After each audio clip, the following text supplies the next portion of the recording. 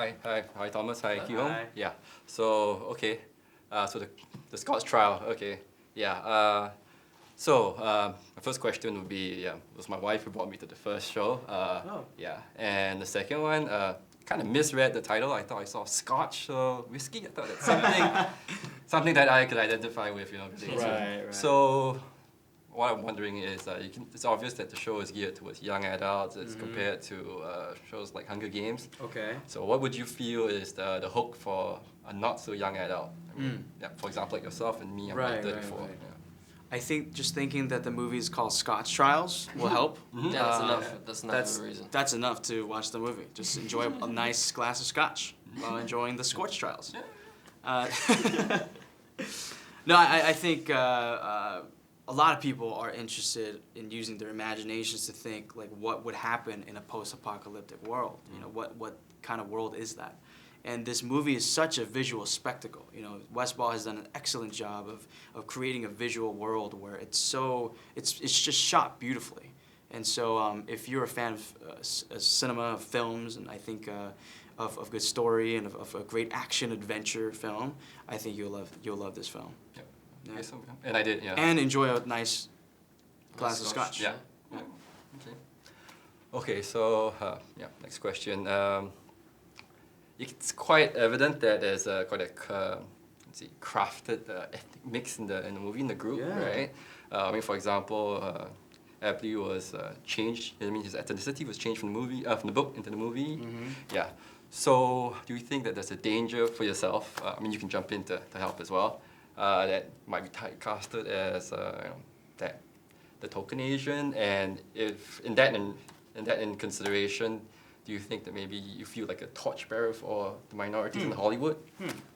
Well, I definitely don't feel like a token Asian. I feel like this character was created because James Dashner, the author, has a niece whose husband is Korean, and he wanted to bring in that element to the book and to the character. So his name is Minho in real life, and so I got to play him. I definitely feel a responsibility to be able to portray Asian Americans in a positive way with positive roles like Minho, because Minho is such a cool, athletic, masculine character. So, I definitely feel like there's a responsibility there on my part. But no, I think it's a great opportunity, and I'm grateful that James Dashner created this character, and I think it's great that our cast is multi-ethnic, and I think that's what makes our film accessible to a vast array of fans, because there's something that they can latch onto. So, it behooves any story to include the diverse cast, just because in this world, there's not just one person, that looks like you. There's many people that, there's many different people in the world. So, yeah. Okay, yeah, that's true. Yeah. Okay, so Thomas. Yeah. So how does it feel to work with your Game of Thrones co-star in Aiden? Yes. So how does that feel? Does it feel a bit weird? It's like, hey, which show am I in now? No, not at all. I think I'd met him once on Game of Thrones. Because we have such a big, I think we have the biggest cast in television. Ah, okay. I think maybe even in television history. I'm not sure. Anyway, it's a big cast. Not all of us get to meet each other or hang out with each other. So I think I met Aiden once when I was going in first thing in the morning to get my makeup put on. He had just wrapped on a night shoot, and so he was getting his makeup taken off. And so we were both in a kind of state of kind of like zombie, kind of tired. And we just kind of went, oh, hi, hey, I'm Thomas. That was it. So, it was actually really nice to get to meet him properly, get to know him, and chat to him and stuff. And the same with Natalie as well. I'd met her once at a New York premiere for Game of Thrones, I think. Just because our characters never crossed lines. So, there were a couple of Game of Thrones guys for this movie, but I didn't know them. Yeah, I until this movie, I guess. Yeah. Okay. Both of you. So, which character would you like to play other than the one that you were casted for? And just for the hell of it, Catherine's also in the bag. Theresa's also in the bag, for example. Which character would you like to play? Yeah. You could play you play Theresa.